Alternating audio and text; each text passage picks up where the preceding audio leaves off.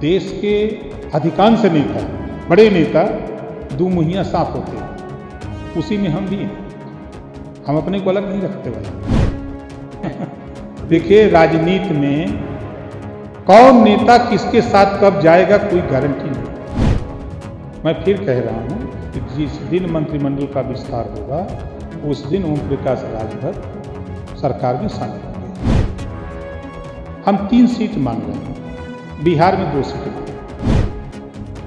हमको तो लगता है कि स्वामी प्रसाद मौर्य जी को पीजीआई भर्ती होना चाहिए।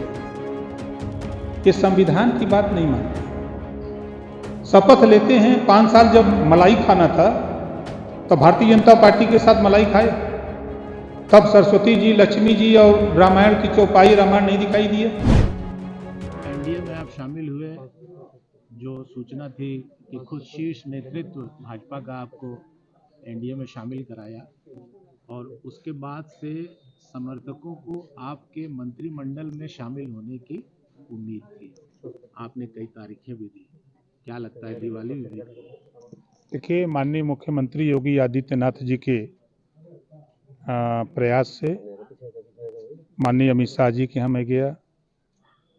उसके पहले हमारी माननीय प्रधानमंत्री जी से बात 2022 के चुनाव के पहले उनके तरफ से प्रयासरत ये हो रहा था चुनाव के टाइम कि आप गठबंधन छोड़ करके आप आ जाओ, हमारे साथ गठबंधन कर लो। हमने कहा नहीं, अभी ये हम नहीं करते, हम जिनके साथ हैं चुनाव तक उनके साथ रहेंगे।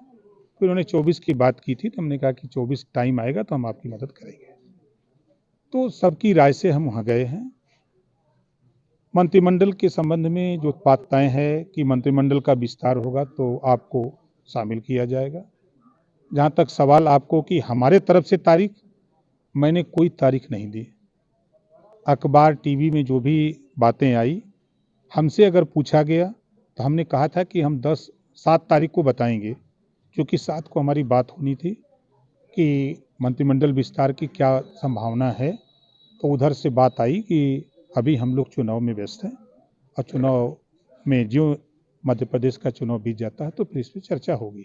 तो ये माना जाए कि मध्य प्रदेश के चुनाव या जो 5 राज्यों के चुनाव हो रहे हैं इसके बाद मंत्रिमंडल विस्तार की संभावना है? देखिए, यूं मान लीजिए कि जो मंत्रिमंडल का विस्तार होगा उसमें ओम प्रकाश राजभर शामिल होंगे।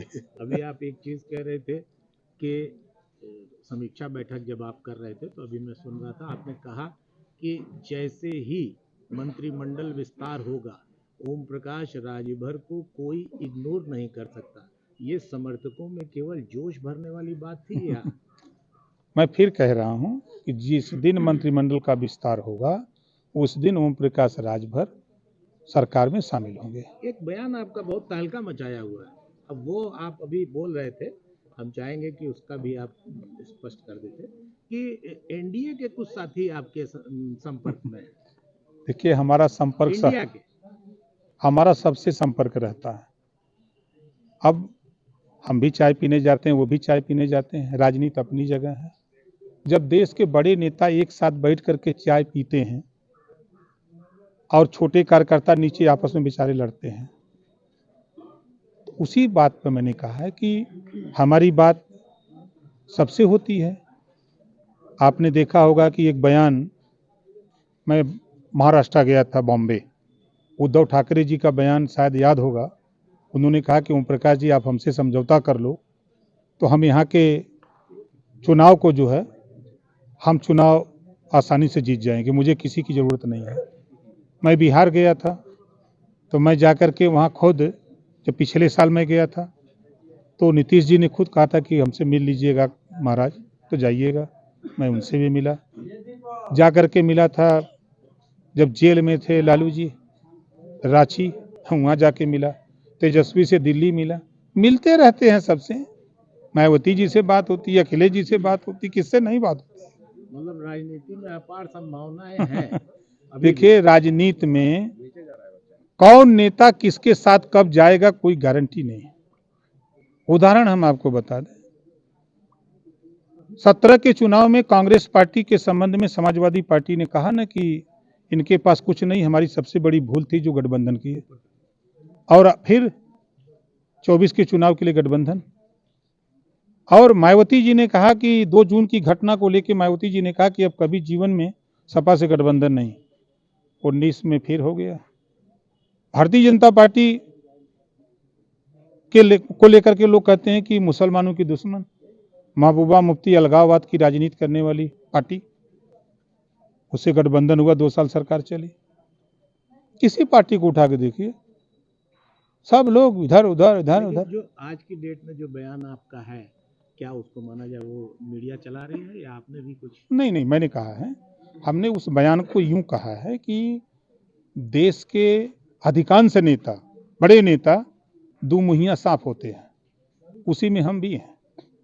हम अपने को अलग नहीं रखते भाई, इस नाते की झूठ हम नहीं बोलते। सर 2024 में किसको प्रधानमंत्री बनाने जा रहे हैं? देखिए, हम लोगों ने 18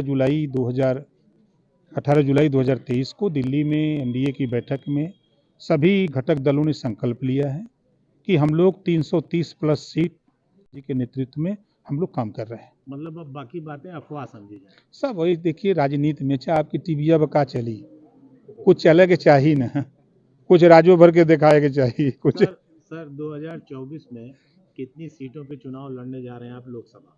देखिए, हम 80 सीट पर लड़ेंगे हम लोग, पहली बात यूपी में। और जहाँ तक हमारी पार्टी का सवाल है, हम तैयारी तो 80 सीट पर कर रहे हैं। हम 3 सीट मांग रहे हैं, बिहार में 2 सीट मांग रहे हैं। वो सीट कौन कौन सी है अगर बिहार वाली? बिहार में हम पश्चिमी चंपारण की 1 सीट है, नालंदा नवादा की सीट है, 1 सीट है आपकी बक्सर की। और उत्तर प्रदेश में? उत्तर प्रदेश में कौनो सीट मिल जाए। गाजीपुर के बारे में क्या विचार है? गाजीपुर मिल जाई तो लड़ल जाई।